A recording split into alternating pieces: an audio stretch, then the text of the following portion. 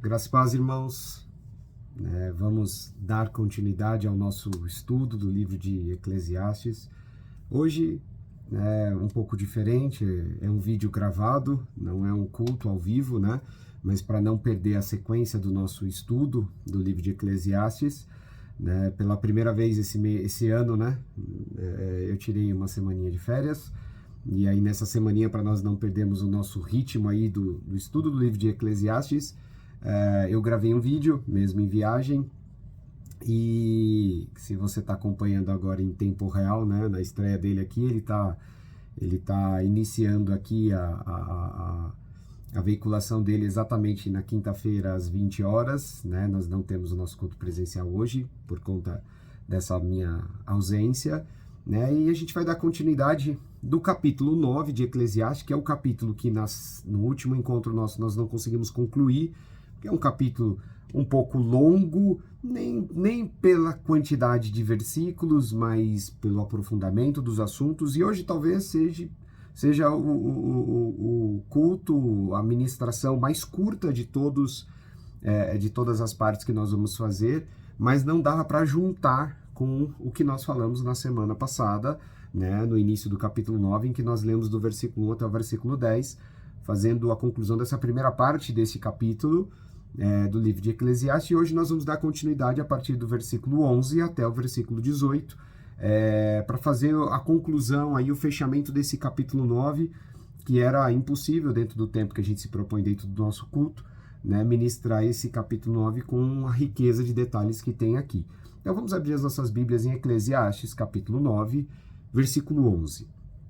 Antes de iniciar, para você que acompanha, que tem acompanhado, né, semanalmente os estudos deste livro, para você eu acho que já ficou muito claro, muito evidente que Salomão, ele está quebrando muitos paradigmas, muitas doutrinas atuais, neopentecostais.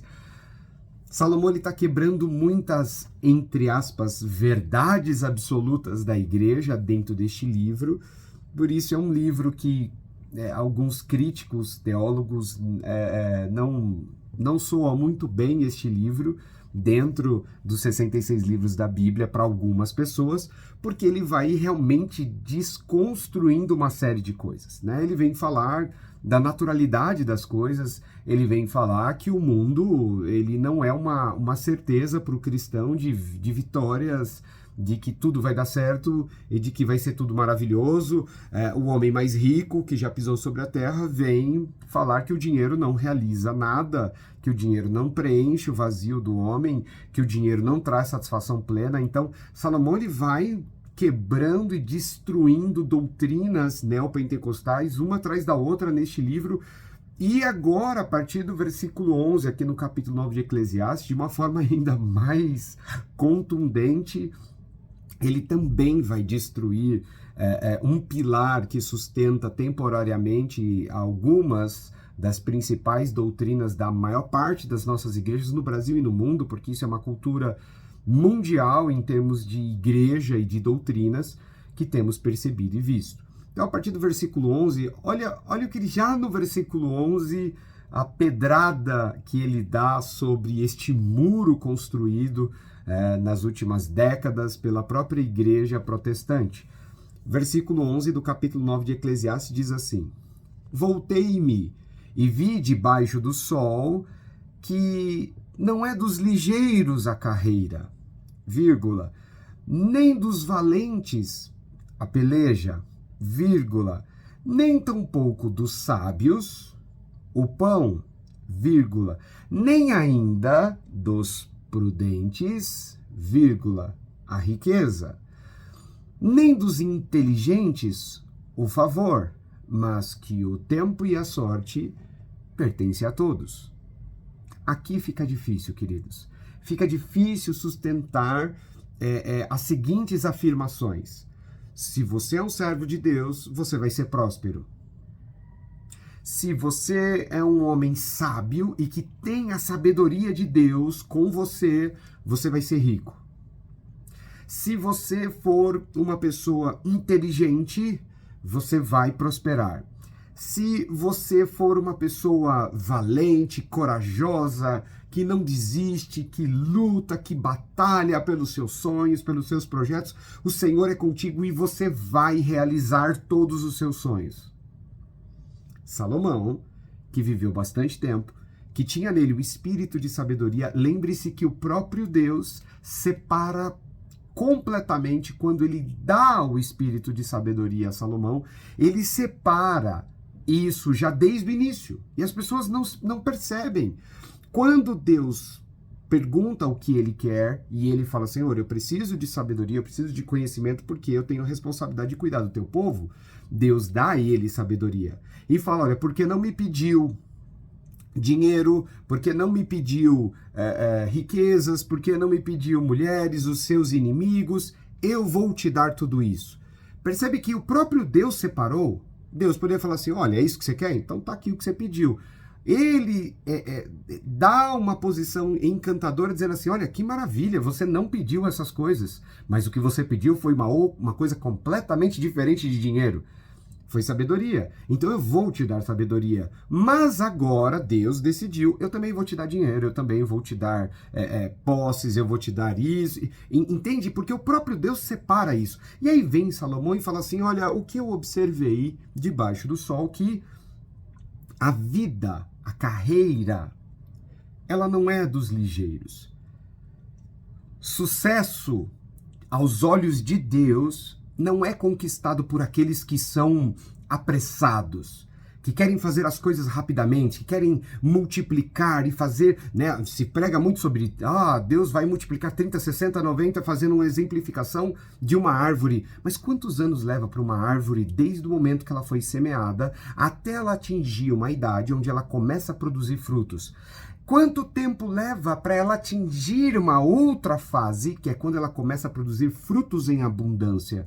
Porque nos primeiros anos em que ela começa a produzir frutos, ainda são poucos.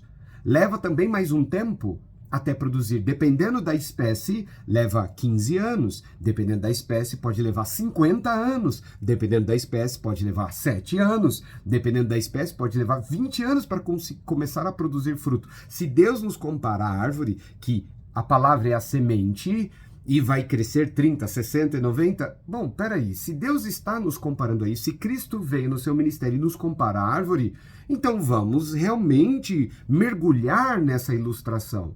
A árvore leva muito tempo desde o momento em que ela é semeada até ela começar a produzir frutos. Leva-se muito tempo. A carreira não é dos ligeiros, não é dos apressados. Não é daqueles que querem ver os resultados e os números e as coisas acontecendo, sabe, em um mês, em um ano, em 6 meses, em 2 anos, em 3 anos. Não, não, não, não. A vida com Deus e a vida secular não é assim que funciona. Não é desta maneira que funciona. Recentemente falamos sobre Daniel. Tudo aquilo que Daniel fez, né, no período em que ele era escravo, e foram 80 anos, passando por 4 reinos poderosíssimos. Nós estamos falando de 80 anos. Nós estamos falando de 40 anos do Egito até a Terra Prometida. Uma viagem que muito demoraria 15, 20 dias ali, pela quantidade de pessoas, mulheres, animais. 40 anos. Nós estamos falando de uma formação dos apóstolos de 3 anos e meio com o Cristo, intensificando 24 horas. Nós estamos falando de 14 anos para o apóstolo Paulo. Nós estamos falando de mais de 20 anos para Jacó, de mais de 20 anos para José. Nós estamos falando de tempo. Salomão fala assim, olha, eu percebi que nada é imediato. Que nada que realmente é importante, sólido e que vai trazer resultados importantes para a nossa vida, nada acontece rapidamente.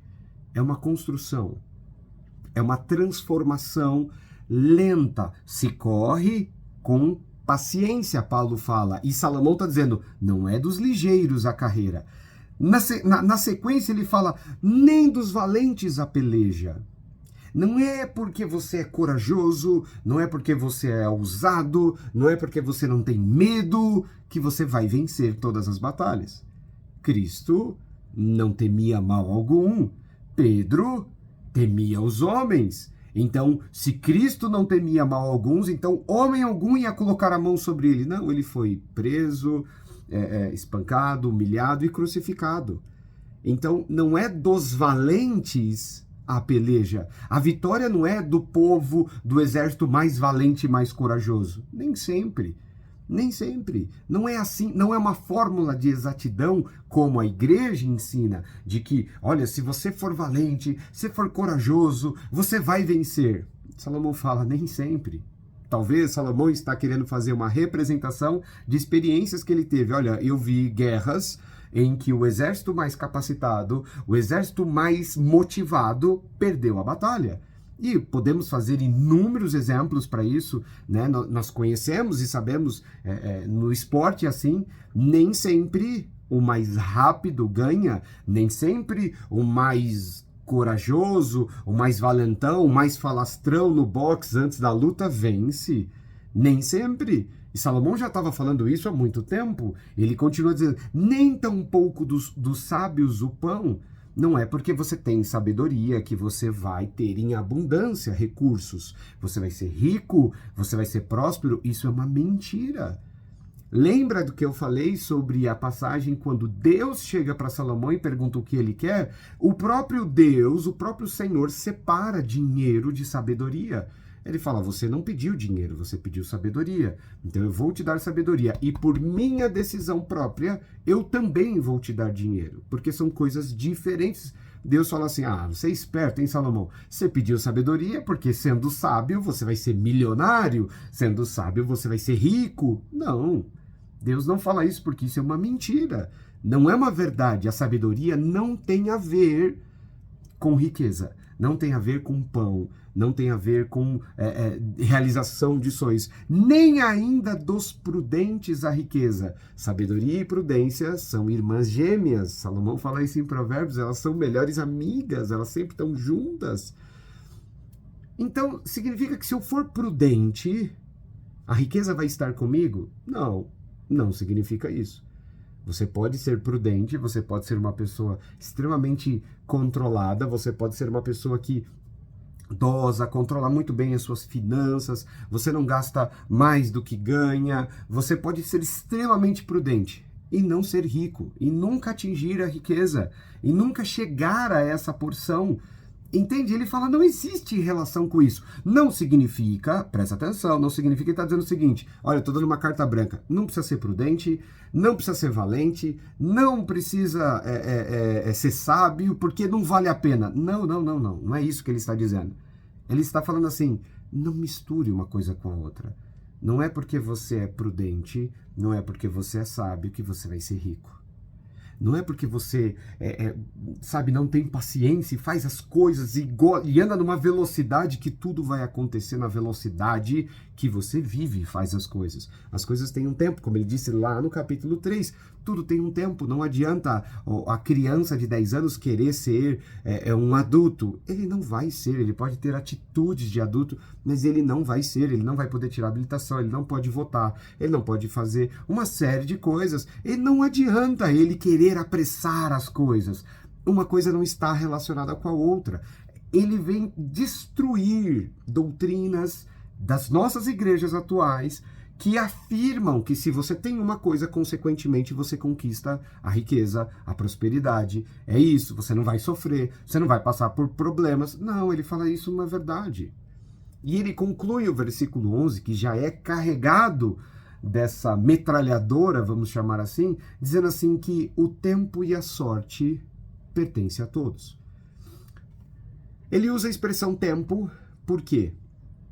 Porque você pode atingir as coisas com uma rapidez relativamente maior do que o teu próximo que seguiu a mesma receita de bolo que você, estudou na mesma faculdade, trabalhou na mesma área e você, numa velocidade, num tempo bem menor, alcançou uma realização. E ele levou muito mais tempo, seguindo a mesma receita. Ele fala que o tempo não difere, o tempo ele não tem relação com o que você faz. Você pode fazer tudo certinho e levar muito tempo para gerar o resultado necessário.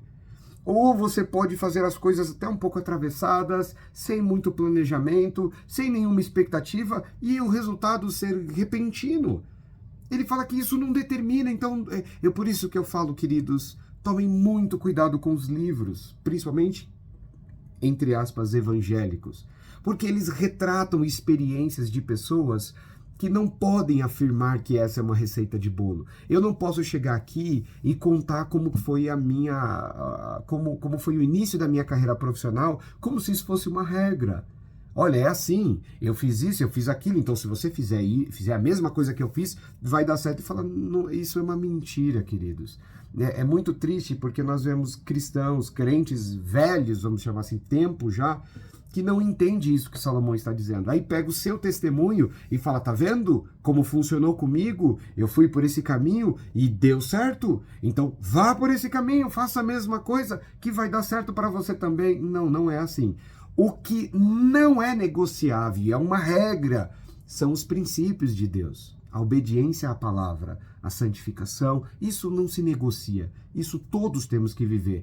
Porém, os caminhos e as escolhas não funcionam da mesma forma para todos.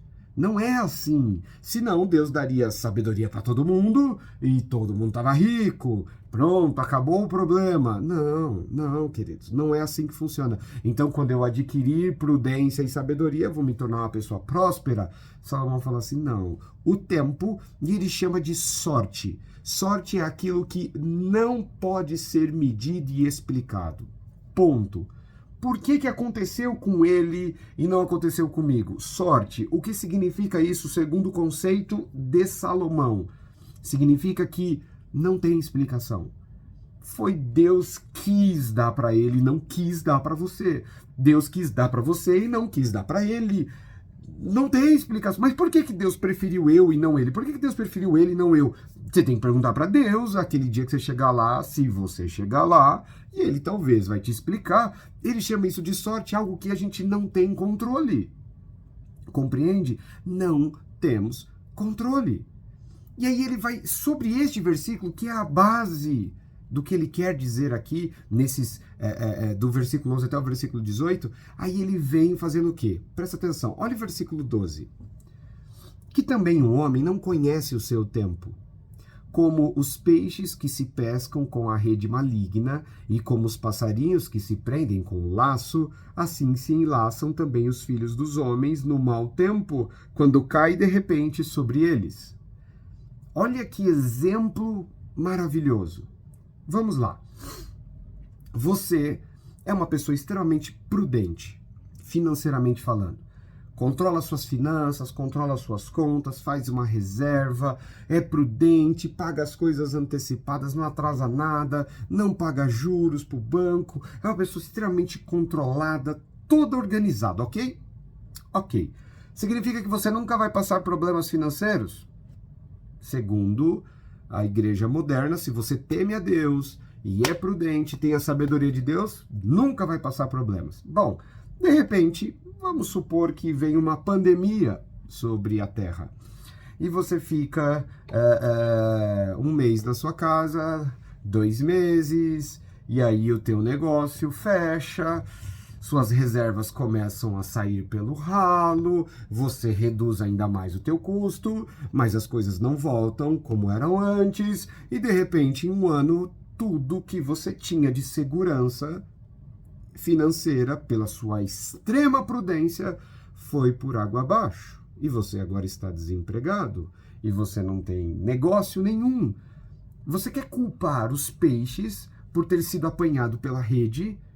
Como que eles iriam saber que a rede iria arrastar e passar no lugar onde ele estava naquele momento? Não é culpa dele. O pássaro está vivendo a vida dele, mas ele não está assim. Peraí, que eu tenho que saber. Deve ter algum caçador por aqui. Não, você não sabia que iríamos passar por uma pandemia. Mesmo assim, você foi prudente, você se preparou, mas você não se preparou para algo tão impactante como foi. Você se preparou para uma dorzinha de barriga, 1 mês, 2 meses, não 2 anos de pandemia. Então, do que adiantou toda a tua prudência, do que adiantou toda a Isso não é garantia, como ele fala, o homem não conhece o seu tempo, você não tem como garantir o que vai acontecer amanhã ou não.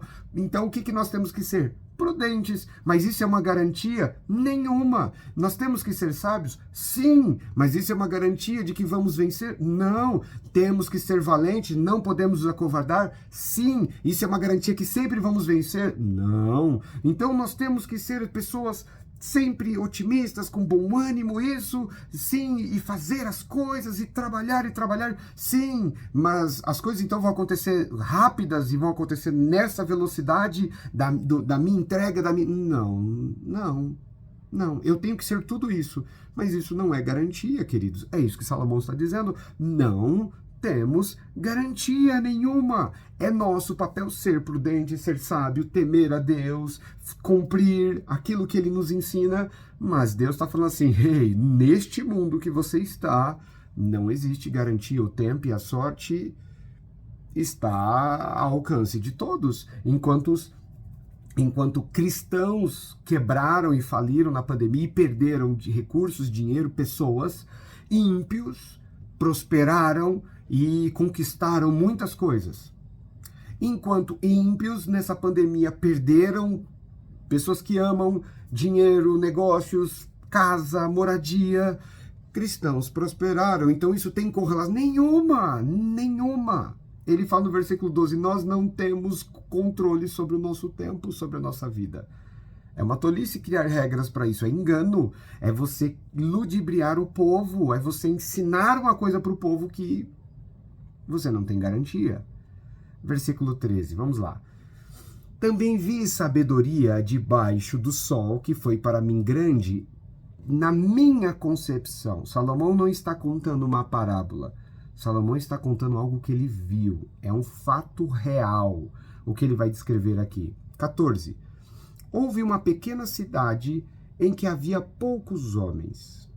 E veio contra ela um grande rei, e a cercou, e levantou contra ela grandes tranqueiras. 15. E vivia nela um sábio pobre, que livrou aquela cidade pela sua sabedoria, e ninguém se lembrava daquele pobre homem. Olha que interessante. Salomão teve uma experiência, e ele relata essa experiência corroborando o que ele vem falando desde o versículo 11. Como que pode um homem sábio ser pobre? Na verdade, a pergunta está errada. Como que pode eu acreditar que a sabedoria enriquece? Por que eu tenho que acreditar que a prudência e a sabedoria faz os homens prosperarem? A pergunta está errada. Você fala assim, como que pode um homem sábio ser pobre? Esta pergunta está errada. Porque ela é errada. Na verdade o que tem a ver a sabedoria com a riqueza? Em Cristo, diz Isaías capítulo 11, versículo 2, existiu o espírito de sabedoria.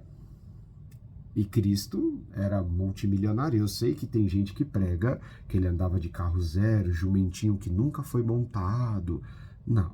Ele mesmo fala, eu não tenho aonde dormir, eu nem sei o que eu vou comer, eu nem sei aonde eu vou ficar esta noite. Você tem certeza que você quer me seguir? Jesus fala assim, eu não tenho nada nessa terra. Nada. Uma multidão sedenta de fome e Jesus não tinha nem para ele. Mas ainda tem gente que insiste em dizer que ele era rico, que ser carpinteiro naquela época é como ser os engenheiros da idade moderna.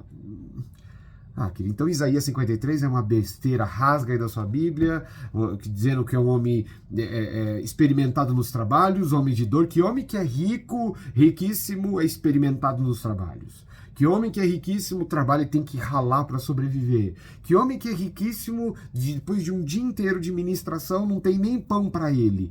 Que homem que é riquíssimo que não tem onde reclinar a sua cabeça? Na noite presente desta fala, enfim, ele está dizendo o seguinte, sabedoria e riqueza não tem correlação. Você pode ter um homem sábio rico, mas são duas coisas diferentes. É como você falar de uma pessoa que ela é educada, mas come muito. É gordo, obeso. O que tem a ver? Educação, tratar bem as pessoas, respeitar as pessoas com o hábito alimentar dele. São duas coisas completamente diferentes. Não tem nada a ver uma coisa com a outra. Então eu tenho que afirmar que toda pessoa educada, toda pessoa polida nas palavras, respeitosa, é uma pessoa obesa. Aí a gente começa a correlacionar isso, e Salomão fala assim, primeiro, ele era um homem sábio e era pobre. Destruiu a doutrina. Agora eu quero ver o que esses homens vão falar. Vamos ter que rasgar essas páginas da Bíblia. Aí ele fala o seguinte, que a sabedoria também não traz o quê? Reconhecimento. Ele salvou uma cidade de ser escravizada por um rei poderoso com a sua sabedoria. E não significa que as pessoas foram gratas a ele. Não significa que as pessoas foram lá agradecer. Não significa que as pessoas honraram ele. Não significa que as pessoas foram, olha, eu tenho uma dívida com você, porque se hoje eu e a minha família e os meus filhos não são escravos, eu devo isso a você. Não, isso não aconteceu. Em nenhum momento. As pessoas, estamos livres de Golias? Estamos livres de Golias, segue a vida, vamos lá, estamos nem aí. E Davi, legal, que bom que Davi está do nosso lado. Amanhã ou depois, Jesus multiplicou pão, opa, que legal, estamos aqui, vamos comer, que maravilha, hoje eu não vou precisar comprar comida, como ele é bom, como ele é bom. Quantos seguiram? Domingo, antes da Páscoa, Hosana nas alturas, olha aí quem está aí, bendito o que vem, Jesus é maravilhoso. Sexta-feira, crucificam. A sabedoria não garante reconhecimento, honra, não garante nada disso, queridos. Sabedoria não garante prosperidade e riqueza. Não sou eu que estou falando. Quero ver você explicar contra isso o que está escrito. Sabedoria não garante reconhecimento, não garante honra. Sabedoria não garante nada para você. A Bíblia é clara. Se você quer acreditar nessas baboseiras, essas mentiras, não tem problema. Mas se der errado, porque vai dar errado, cobre de quem te ensinou, não de Deus. É fascinante, ao mesmo tempo assustador, como as pessoas acreditam em mentiras e quando essas mentiras são descobertas, elas reclamam com Deus, que não mentiu, que não falou isso. Não, Deus, eu estou aqui sendo fiel, eu estou te servindo, eu estou buscando isso e aquilo, e eu sou pobre. Mas quem diz para você que ser sábio é sinônimo de riqueza e prosperidade? Vá cobrar de quem te ensinou isso, porque está escrito aqui em Eclesiastes, capítulo 9, a partir do versículo 11, de forma muito clara, que não é dos ligeiros a carreira, como ele diz aqui, nem dos valentes a peleja, nem tampouco dos sábios o pão, e nem do prudente as riquezas, que o tempo e a sorte pertence a qualquer um. Não é uma regra. E essa palavra, ela é muito dura, principalmente para os cristãos mais antigos, para aqueles que estão há muito mais tempo na igreja, porque essa doutrina está enraizada no coração. Você percebe na fala, você percebe no testemunho, você percebe quando você conversa com um cristão há mais tempo, que essa doutrina do, se você seguir essa receita, dá certo. Olha, faz isso que você vai dar certo. Faz isso que Deus abre as portas. Faz isso que você vai prosperar. Faz isso. Então por que não funciona na sua vida? Então por que não funciona na vida do João? Por que não funciona na... porque tem uma maldição. Porque tem alguma coisa. Porque no passado... As pessoas preferem acreditar nessas mentiras, na visão, naquilo que Deus deu um dia para um cara, mas não deu para Jesus, não deu para Paulo, não deu para Pedro, não deu para nenhum dos profetas maiores e menores, não deu para Moisés, mas deu para o fulano que um dia foi ministrar na sua vida, que Deus revelou só para ele. Azar de quem veio antes dele, de todo esse pessoal aqui, azar deles, porque Deus revelou só para ele, e aí você pegou essa mentira, abraçou essa mentira e acredita e sofre por ela. Tá bom. Tem pessoas que gostam de ser tolos, tem pessoas que gostam de viver na mentira, que gostam de acreditar na mentira. Bom, aí é a escolha de cada um, mas Salomão é muito enfático em dizer, no que Deus está oferecendo é preciosíssimo, a sabedoria dele é preciosíssima, mas ela não serve para enriquecer pessoas, ela não serve para deixar pessoas milionárias. Nós aprendemos até aqui que a sabedoria, a prudência, ela vai evitar dissabores. Sim, ela vai te ajudar a não sofrer muitas mazelas que as pessoas enfrentam. A sabedoria vai facilitar, ela vai aplanar o caminho, ela vai te ajudar em muitas coisas, mas não vai te fazer milionário, não é uma garantia. Pode. Como não pode? Não é garantia. não é fórmula. Sabedoria igual a riqueza. Prudência igual a prosperidade. Mentira. Mentira. Anátema. Maldito aquele que ensina isso a você. Maldito é, não pela minha palavra, pela palavra de Deus. Maldito é aquele que acrescenta, que tira, que inventa coisas que não está escrito aqui. Não fui eu. Ele diz então no versículo 16, depois de olhar este exemplo que ele viu de perto, melhor, ele diz então eu, né? Versículo 16, melhor é a sabedoria do que a força, ainda que a sabedoria do pobre foi desprezada, e as suas palavras não foram ouvidas. As palavras do sábio devem em silêncio ser ouvidas, mais do que o clamor do que domina sobre os tolos. Olha que interessante. No 16 ele fala algo que nós entendemos, mas as pessoas não querem acreditar. Ele diz assim que a sabedoria é muito melhor do que a força, porque quem ganhou essa batalha não foi o exército mais poderoso, foi aquele velho, sábio, pobre. A sabedoria ganhou do exército. Não houve guerra. Tudo foi resolvido com a sabedoria. Então ele fala, a sabedoria ela é melhor do que a força. Ainda que ela não foi reconhecida, ainda que ela foi desprezada. Agora aprenda uma coisa. A sabedoria, ela não existe. A sabedoria que vem de Deus, ela não existe para te fazer famoso, ela não existe para te fazer te destacar, ela não existe para elevar o seu nome, colocar o seu nome em honra. A sabedoria de Deus, ela não existe para te enriquecer. Não, queridos. Ela existe para preservar a sua vida. Ela existe para preservar aqueles que estão à sua volta. Ela existe para tentar trazer neste tempo que nós vamos passar nessa terra o mínimo possível de sofrimento. Mas não é garantia de nada disso. A sabedoria ela não existe para trazer reconhecimento. O povo deveria reconhecer que se não fosse por mim, não, esse povo era escravo. Se não fosse... A sabedoria não existe para isso, queridos. É isso que Salomão está dizendo. Ela não existe para isso. Então, talvez, lendo esse versículo 16, você pense assim, puxa vida, então não tem valor nenhum a sabedoria. Muito pelo contrário. É que nós criamos uma inversão de valores. O que vale pra gente? Dinheiro. O que vale pra gente? Reconhecimento, fama. O que vale pra gente? Seguidores. E a sabedoria não vai trazer isso. Então a sabedoria não é importante. É a inversão de valores. É a inversão de valores. Por isso no versículo 17 ele fala assim, na verdade a sabedoria, nós deveríamos em silêncio ouvi-la. De tão preciosa que ela é. De tão maravilhosa que ela é. Nós deveríamos, quando nós estivermos ouvindo a palavra, nós temos que ter total reverência, escutar, porque desta palavra emana a sabedoria que transforma vidas. E ele encerra no versículo 18 falando assim, melhor é a sabedoria do que as armas de guerra. Mas um só pecador destrói muitos bens. Ele não ignora que um pecador, que a iniquidade faz um estrago gigantesco, queridos. O pecado, a iniquidade destrói muito. Acaba com muitas coisas.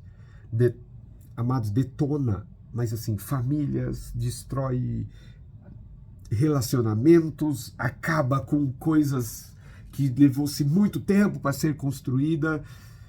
A iniquidade causa muitos danos. Muitos danos.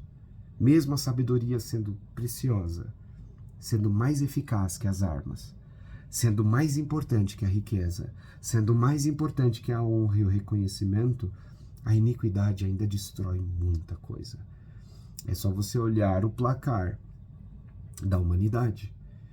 Quantos estão caminhando a passos largos para a eternidade nas trevas?